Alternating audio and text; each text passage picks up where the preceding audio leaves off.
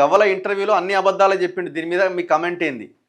So యాక్చువల్గా ఈ ఈ టాపిక్ వచ్చిన మీరే అడిగారు కాబట్టి చెప్తున్నాను. అసలు ఈ గువ్వలకు సంబంధించిన గువ్వల బాలరాజుకు సంబంధించిన అంశంలో ఇప్పటికీ అందరికీ ఒక డౌట్ ఏంటంటే అసలు ఏం జరిగింది? ఆల్ ఆఫ్ సడన్గా పార్టీ నాయకులకి చెప్పకుండా అండ్ అట్లీస్ట్ క్యాడర్తో కూడా డిస్కస్ చేయకుండా, నాట్ ఈవెన్ సింగిల్ పర్సన్తో కూడా డిస్కస్ చేయకుండా గువ్వల బాలరాజు రాజీనామా ఎందుకు చేయాల్సి వచ్చిందన్న ప్రశ్న అందరి మెదలను తొలుస్తూ ఉన్నది. ఏం జరుగుతున్నది? మేము ముందు నుంచి చెప్తున్నాం, గువ్వల బాలరాజు రాజీనామా చేయడానికి ఎమ్మెల్యేల కొనుగోలు కేసు, ఎమ్మెల్యే పౌచింగ్ కేసు ఉంది కదా, మొయినాబాద్ ఫామ్ హౌస్ కేసు, ఆ కేసుకి చాలా చాలా దగ్గరి సంబంధం ఉంది. అదే కారణం, నాకున్న సమాచారం, నాకున్న సోర్స్ అయితే. సో ఆల్ ఆఫ్ సడన్గా గువ్వల బాలరాజు ఎందుకు రాజీనామా చేసిండు? ఇప్పుడు ఏదైనా ఒక పార్టీ రాజీనామా చేసే ముందు కొంత లీకులు ఇస్తారు, ఆ పార్టీ నాయకులకి సమాచారం అందజేసే ప్రయత్నం చేస్తారు, కొంత అసంతృప్తిగా ఉన్నట్టుగా ఒక 2-3 రోజులు బయట వ్యతిరేకంగా మాట్లాడి ఒక ప్రయత్నం చేస్తారు, క్యాడర్తో వరుసగా సమావేశాలు పెడుతుంటారు, పోనా వద్దా, ఎట్లుంటుంది అన్నది.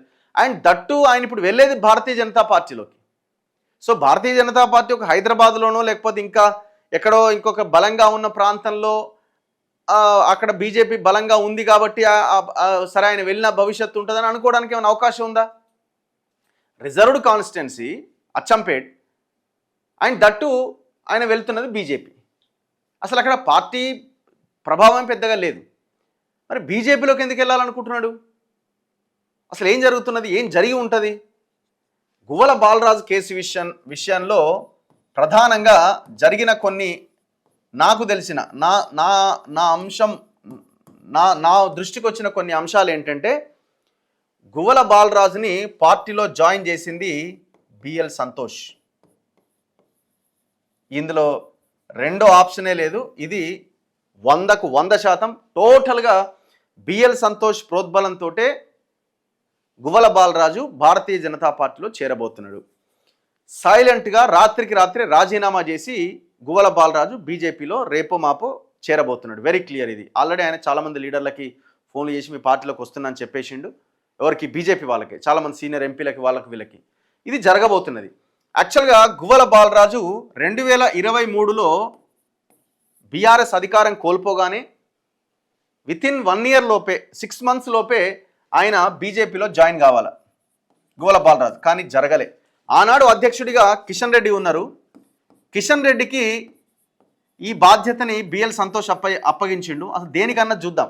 కిషన్ రెడ్డికి అప్పగిస్తే కిషన్ రెడ్డి ఏమన్నాడంటే, కిషన్ రెడ్డికి బిఎల్ సంతోష్ చెప్పిన దాన్ని కిషన్ రెడ్డి అంత పెద్దగా ఆయన ఫాలో అవ్వడు. ఆయన ఎంతసేపు అమిత్ షా, మోదీ ఈ లైన్లో వాళ్ళ నుంచి వచ్చిన ఆదేశాలని పాటిస్తూ ఉంటాడు. కిషన్ రెడ్డి అధ్యక్షుడిగా ఉన్నప్పుడే బిఎల్ సంతోష్ గువ్వల బాలరాజుని తీసుకోవాలి అన్న ప్రపోజల్ పెట్టిండు. ఎందుకు మీరు డిలే చేస్తున్నారు, తీసుకోవాలని. కిషన్ రెడ్డి ఏమో అమిత్ షాతో చెప్పించండి అని కిషన్ రెడ్డి చెప్పడం, ఇది ఇట్లా వాయిదా పడుతూ వస్తున్నది. దాని తర్వాత రామచంద్రరావు అధ్యక్షుడైండు. ఇప్పుడు రామచంద్రరావు అధ్యక్షుడైన వెంటనే బిఎల్ సంతోష్ మరింత యాక్టివ్ అయి మరింత అగ్రెసివ్గా గువ్వల బాలరాజును తీసుకోవడంలో కీ రోల్ ప్లే చేసిండు. రామచంద్రరావు కూడా డిలే చేస్తున్నాడు అని తెలుసుకున్న బిఎల్ సంతోష్ ఒకానొక సందర్భంలో ఒక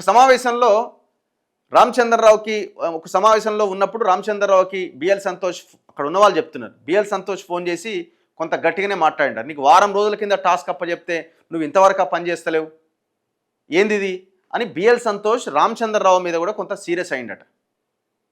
సో ఇమీడియట్గా రామచంద్రరావు గువ్వల బాలరాజుని లైన్లోకి వచ్చేసినారు. బిఎల్ సంతోష్ త్రూ రామచంద్రరావు ద్వారా పార్టీలో జాయిన్ కాబోతున్నాడు. ఆల్ ఆఫ్ సడన్గా ఏం జరిగింది మరి? అసలు ఎందుకు ఇంత ఇది? దీని వెనకాల ఉన్న కథ ఏంటి అంటే, ఫామ్ హౌస్ ఎమ్మెల్యేల మొయినాబాద్ ఎమ్మెల్యేల కేసు ఉంది కదా, మొయినాబాద్ ఫామ్ హౌస్ కేసు ఉంది కదా. 4 ఎమ్మెల్యేలు ఎవరెవరు? Guvvala Balaraju, pilot Rohit Reddy, Beeram Harshavardhan Reddy and Rega Kantharao. ఈ 4 ఎమ్మెల్యేలతో కలిసి కేసీఆర్ ఆనాడు ముఖ్యమంత్రిగా ఉన్న సమయంలో చేసిన స్టింగ్ ఆపరేషన్, బీజేపీని ఇరికించే ప్రయత్నంలో మెయిన్గా కేసీఆర్ టార్గెట్ చేసింది బిఎల్ సంతోష్ని. బిఎల్ సంతోష్ని. ఇప్పుడు నందకుమారు వీళ్ళందరూ కలిసి బిఎల్ సంతోష్ని కలిసిరని, బిఎల్ సంతోష్ ఇంటికి పోయిరని, మొత్తం అంతా డీల్ మాట్లాడి ఈ ఎమ్మెల్యేలందరినీ తీసుకోవడానికి ప్రయత్నం చేసిరని, ఇది కేసీఆర్కి తెలిసి కేసీఆర్ ఈ ఆపరేషన్ స్టార్ట్ చేసిన మనందరికీ తెలుసు కదా. ఇందులో ప్రధానంగా 100 కోట్ల రూపాయలు చేతులు మారే అవకాశం ఉండే, 100 కోట్లు ఇచ్చి వీళ్ళని పార్టీలోకి తీసుకోవడానికి రెడీ అయ్యారని ఆనాడు కేసీఆర్ చేసిన ఆరోపణ. ఇప్పుడు ఇందులో మెయిన్గా బిఎల్ సంతోష్ ఉన్నాడు. ఇప్పుడు బిఎల్ సంతోష్ ఈ కేసు నుంచి బయటపడడానికి ఆయన వేసిన ప్లానే గువ్వల బాలరాజుని భారతీయ జనతా పార్టీలోకి జాయిన్ చేసుకోవడం. ఇప్పుడు మీరు చూడండి, ఈ కేసు మళ్ళీ రేపో మాపో తెర మీదకి వచ్చే అవకాశం ఉంది. మళ్ళీ అది కొంత కదలిక వచ్చే అవకాశం ఉంది.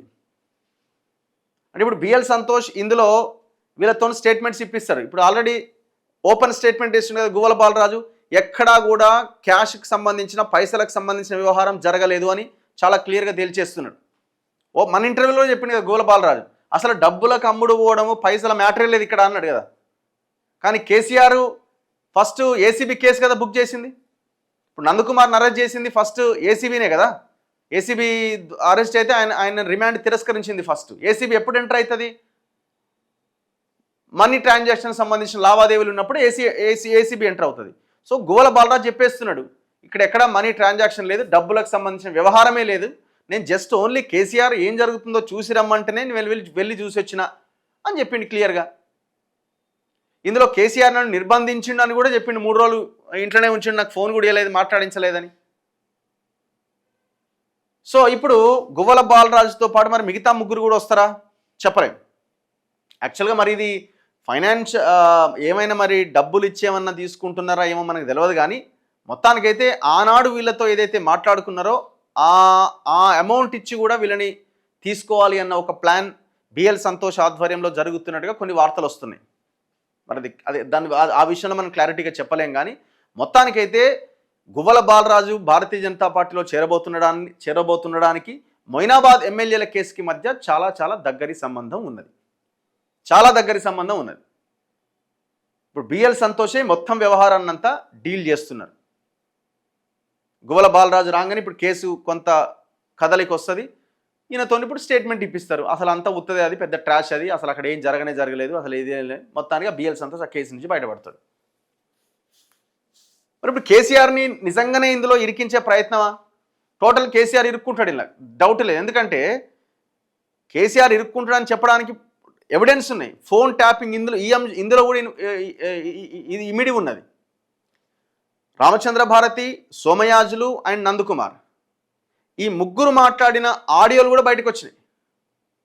రోహిత్ రెడ్డి అన్నాడు, నేనే ఆడియోలు బయట పెట్టినా, నేను రికార్డ్ చేసిన, నా ఫోన్లో వేరే ఫోన్లో రికార్డ్ చేసి బయట కేసీఆర్కి ఇచ్చిన అన్నాడు కదా. ఇప్పుడు రోహిత్ రెడ్డి ఆ ఆడియోలో మాట్లాడుతున్నప్పుడు రోహిత్ రెడ్డి ఉంటే రోహిత్ రెడ్డి రికార్డ్ చేయగలుగుతాడు. రోహిత్ రెడ్డి లేకుండా ఉన్న ఆడియోలు కూడా కేసీఆర్ రిలీజ్ చేసింది కదా, బయట మీడియాకు పంపిండు, జడ్జిలకు పంపిండు కదా. మరి అవి కేసీఆర్కి ఎట్లా వచ్చినాయి? ఫోన్ ట్యాపింగ్ ద్వారా వచ్చినాయి. ఇందులో కేసీఆర్ అడ్డంగా ఇరుక్కోవడానికి అన్ని రకాల అవకాశాలు ఉన్నాయి. సో ఈ పరిస్థితుల్లో మరి ఇప్పుడు బిఎల్ సంతోష్ తనకు తానుగా ఈ కేసు నుంచి బయటపడడానికి చేస్తున్న ప్రయత్నమా, ఈ ప్రయత్నంలో కేసీఆర్ని ఏదేమైనా ఈ కేసులో ఇరికించాలని నా మీద మొత్తం కుట్ర చేసిండు, నన్ను ప్రత్యేక ఫ్లైట్ పంపించి నన్ను అరెస్ట్ చేయడానికి ప్రయత్నం చేసిందని కోపంతో కసితో కేసీఆర్ మీద ఇంకా ఈ కేసుని స్పీడప్ చేయడానికి ప్రయత్నం అన్నది చూడాలి. ఇందులో రకరకాల ఫ్యాక్టర్స్ ఉన్నాయి. ఇప్పుడు బిఎల్ సంతోష్కి మోదీ షాకి వీళ్ళకి మధ్య ఎంతవరకు సరైన బంధం ఉన్నది, బిఎల్ సంతోష్ని ఇంకా కంటిన్యూ చేయడానికి ఆర్ఎస్ఎస్ కానీ వీళ్ళు కానీ ఎంతవరకు ఇదిగా ఉన్నారు, అక్కడ కూడా కొంత ఆయనని సైడ్ చేయాలి చాలింగా అనే ఒక అభిప్రాయం వినిపిస్తున్నట్టుగా, చాలా కంప్లైంట్స్ బిఎల్ సంతోష్ మీద ఉన్నట్టుగా రకరకాలుగా వస్తుంది. సరే, ఆయన మీద ఎన్ని కంప్లైంట్స్ ఉన్నా వాళ్ళ ఇంటర్నల్ మ్యాటర్ అది. అల్టిమేట్గా ఆయన ఆ కేసు నుంచి బయటపడడానికి ఏమన్నా అవకాశాలు ఉంటే మోదీ అయినా షా అయినా బయటపడేసే ప్రయత్నం చేస్తారు తప్ప ఆయన ఇరికించాలన్న ప్రయత్నం ఇంకోటి కూడా చేయరు కదా. సో కాబట్టి ఈ టోటల్ ఎపిసోడ్లోకి బిఎల్ సంతోష్ ఎంటర్ అయ్యింది. ఇప్పుడు ఆయన చేస్తున్న టోటల్ వ్యవహారం ఇదంతా కూడా గువ్వల బాలరాజు. లేకపోతే రాత్రి పార్టీకి రిజైన్ చేసి బీజేపీలోకి పోవాలనే ఆలోచన ఎట్లా చేస్తారండి? చేస్తుండొచ్చు, కానీ అందరితో డిస్కస్ చేస్తారు, కనీసం ఒక లీక్ వస్తుంది, ఎక్కడైనా ఒక వాసన ఉందా? ఇది యాక్చువల్గా ఎప్పుడు జరగాల? 2023 ఎలక్షన్స్లో కేసీఆర్ ఓడిపోగానే జరగాల్సిన వ్యవహారం ఇది. ఇక తెలిసిందే కదా, తెలంగాణలో బీజేపీ వాళ్ళకి ఈ సీనియర్లు ఎవరైతే ఉన్నారో వాళ్ళెవ్వరికి ఇక్కడ అధికారంలోకి రావడం వాళ్ళకి ఎంత మాత్రం ఇష్టం లేదు. ఇప్పుడు బిఎల్ సంతోష్ వెంట ఇప్పుడు ఇప్పుడు ఇక్కడ బండి సంజయ్ ఇప్పుడు వీళ్ళంతా కొంతమంది ఆయనకి సపోర్ట్గా నిలబడి ఇక్కడ ఉన్న వ్యవహారాలంతా చక్కదిద్దే ప్రయత్నం చేస్తున్నారు. కొన్ని ఫైనాన్షియల్ మ్యాటర్స్ కావచ్చు, ఇంకోటి కావచ్చు, రకరకాల ఇంకా రాబోయే రోజులు ఇంకా మరిన్ని ముందుకొచ్చే అవకాశం ఉంది. సో ఇట్లా ఈ టోటల్ ఎపిసోడ్లో బిఎల్ సంతోష్ కేంద్రకంగా ఈ వ్యవహారం నడుస్తున్నది. ఇవాళ కూడా ఫోన్ ట్యాపింగ్ ఇష్యూలో బండి సంజయ్ని సిట్ ముందు బండి సంజయ్ హాజరు కాబోతున్నాయన్న వాంగ్మూలాన్ని దిల్కుషా గెస్ట్ హౌస్ ముందు ఇవ్వబోతున్నారు. ఏదో ఒక బ్లాస్ట్ ఇవాళ జరగబోతున్నది అన్న ఒక చర్చ కూడా నడుస్తున్నది. ఇంకా అది క్లారిటీ లేదు. మొత్తానికైతే ఈ 2-3 రోజులలో ఈ ఫామ్ హౌస్ కొనుగోలు